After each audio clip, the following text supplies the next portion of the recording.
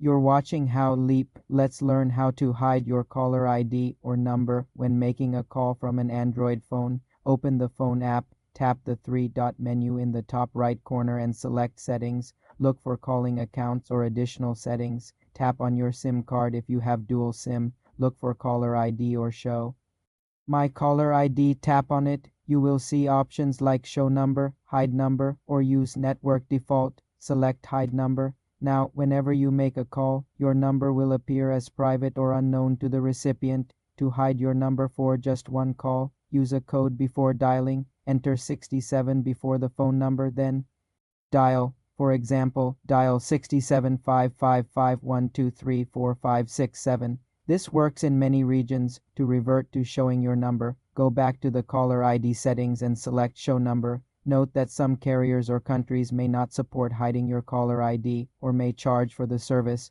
Also, emergency services and some businesses may not accept calls from hidden numbers. This setting is useful for privacy when calling unknown parties. For more simple computer tutorials, subscribe to the channel.